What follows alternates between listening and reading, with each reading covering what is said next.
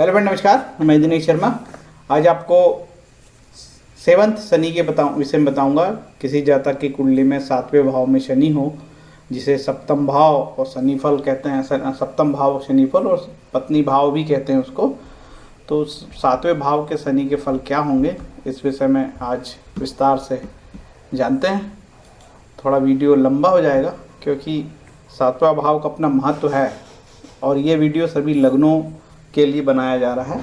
पूरी मेष लग्न से लेके मीन लग्न के लिए ये अप्लाई है। सभी शास्त्रीय किताबों में सिर्फ ये बताया है कि यदि शनि 7वें भाव में होगा तो क्या फल देगा, ठीक है। और इसमें ये जिक्र नहीं हुआ है कि भाई 7वें भाव में वो किस राशि में बैठा है, ऊंच का है, नीच का है या कौन सी लग्न का है, ऐसा नहीं बताया। सिर्फ सीधी सीधी बात, शनि 7वें भाव में होगा तो इस प्रकार के फल देगा। इस प्रकार के फलित बताए गए हैं, वही यहाँ पे बताया जा रहा है।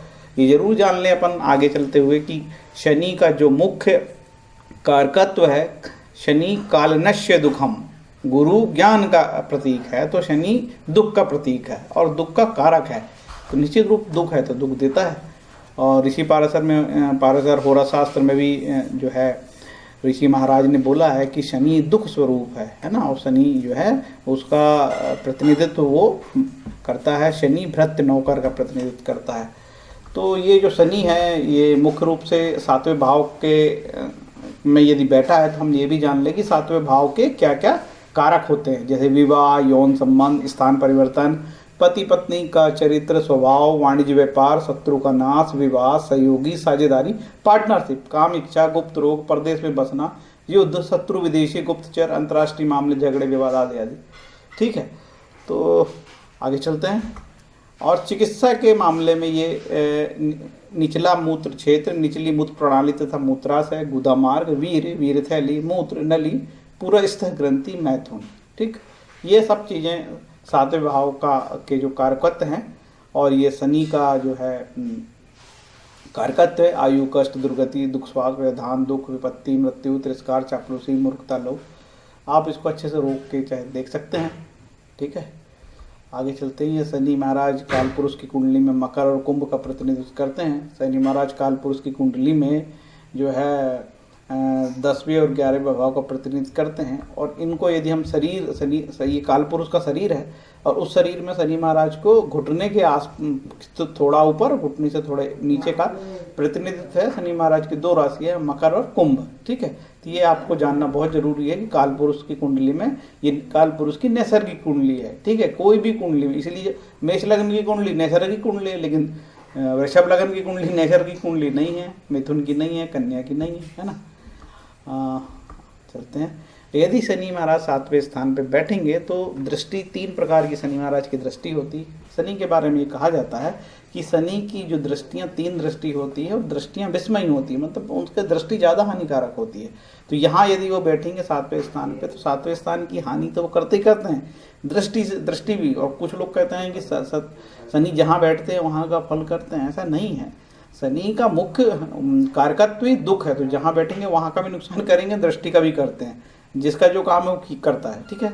यहाँ पे दृष्टि भाग्यस्थान पे होंगी तो भाग्य में कमी और जो है पिता को कष्ट, और भी यहाँ धार्मिक मामला है, पूरा धर्म का मामला है तो धर्म क्षेत्र में रुझान में कमी या थोड़ी समस्या। और ये लग्न में प्रॉब्लम है तो शरीर में प्रॉब्लम, शरीर को कष्ट। और ये जो है 4थे स्थान में सुख में कमी। इस प्रकार से शनि की दृष्टि के फल कहे जाते हैं। चूंकि 7वें स्थान पर शनि बैठा ही है तो जो कुछ करना है उनको 7वें स्थान का बिगाड़ना ही बिगाड़ना है, जो कुछ बिगाड़ना है, ठीक है। इसीलिए तो शास्त्रीय मत है कि भाई 7वें स्थान पर शनि के क्या फल होंगे, सभी लग्नों पे अप्लाई है ये। और जो मुख्य जो एस्ट्रोलॉजर है, जो क्लासिकल टेक्स्ट है, उसमें शनि के बारे में लिखा है कि जैसे वैद्यनाथ महाराज, फल दीपिका, डॉक्टर रमन, डुंडीराज में, इन लोगों ने जो बोला है उन्हीं का मैं बता रहा हूँ आपको कि क्या किस प्रकार के फलित होते हैं जनरली, ठीक है। चमत्कार चिंतामणि में कहा है, सुंदर स्त्री, शुद्ध हृदय, अधिक धन, सुख समय पर नहीं मिलता, और स्त्री पुरुष सदा रोगी रहते हैं, उत्साहहीन मनुष्य दुखी।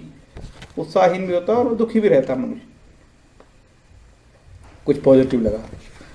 सामान्यतः नीतिकार माने हैं, इसी चमत्कार चिंतामणि में थोड़ा और डिटेल उन्हीं का है, चमत्कार चिंतामणि का ही मत है। सामान्यतः नीतिकार मानते हैं प्रियाचा भार्या प्रियावादनीच कटु भाषणी कलह प्रिया स्त्री का होना पुरुष के लिए महान दुर्भाग्य है। यदि किसी जातक को जीवन में विवाह के बाद अच्छी पत्नी मिल गई तब तो उसकी जीवन जो है तर जाता है, अदरवाइज फिर वो बर्बाद ही हो जाता है व्यक्ति।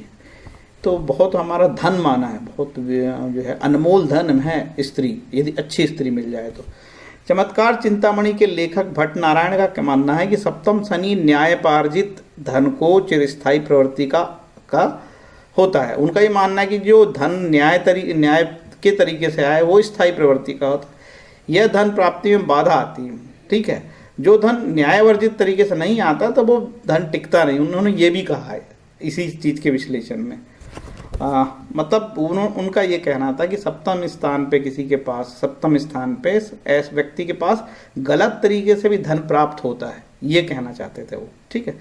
सप्तम शनि आलसी और उद्यमहीन बनाता है, कोई काम नहीं करेगा। आलसी महान रिपु ऐसा हमारे नीति शास्त्र कहते हैं। आलसी महान रिपु मतलब हमारा जो आलस्य है वो महान दुश्मन है, ऐसा नीति शास्त्र कहते हैं। आगे चमत्कार चिंतामणि में ये भी कहा कि लोभी प्रवृत्ति को होगा ऐसा दाचक और जिसकी तृष्णा कभी शांत नहीं होगी, हमेशा दुखी और मतलब एक जो सेटिस्फिकेशन होता है उसको कभी होगा नहीं। तात्पर्य यह है कि दुष्ट स्त्री, दुष्ट मित्र, अन्याय उपार्जित धनयुक्त, अति तृष्णा वाला, उन्मत्त व्यवहार के कारण भटकता है। ये चमत्कार चिंतामणि ने बहुत विस्तृत और डिटेल बताया महाराज ने। अब चलते हैं जीवनाथ महाराज ने क्या बोला। सातवां शनि स्त्री रोगों से पीड़ित, क्रश, दुबला पतला, सुख और धनहीन, निर्बल, बुद्धि चंचल। खाना महाराज कहते हैं कि सातवां स्थान पे शनि होने पर खराब चाल वाला, दुर्बल देह, थोड़ा बोलने वाला, निर्बुद्धि और पराधीन।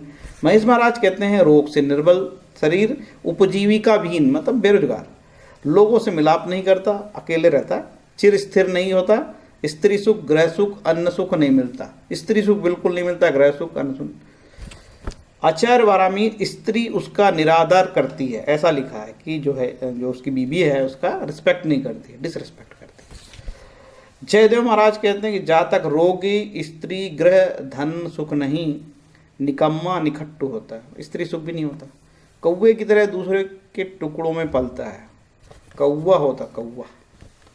वैद्यनाथ महाराज कहते हैं बोझा उठाना पड़ता है, ठीक है। निर्धन श्रमिक की तरह कार्य, हम्माल, कुली इत्यादि मतलब ऐसा कार्य जिससे कि नाम मात्र का धन मिलता है, और लेबोरियस काम, मजदूर मतलब गरीब रहता है और क्या। कल्याण वर्मा सारावली में कहते हैं निर्धन, पापी, नीच कर्म करने वाला होता है, इसकी स्त्री की मृत्यु हो जाती है, ठीक है। ज़्यादातर कहा गया है कि स्त्री का से दुख और स्त्री का नाश भी कहा है।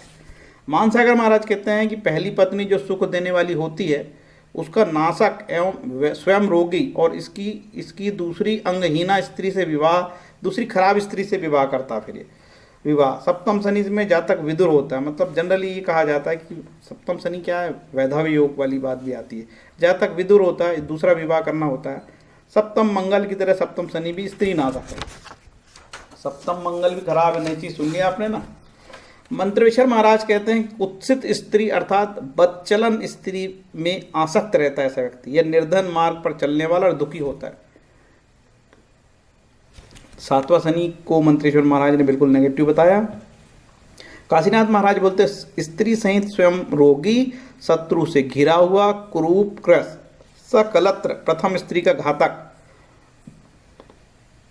द्वितीय स्त्री का सूचक, मतलब द्विभार्या योग बनता है। मोटा मोटी बात ये है, ऐसा जातक हमेशा स्त्रीयुक्त रहेगा, मतलब एक स्त्री खत्म हुई तो दूसरी लाएगा ही लाएगा वो।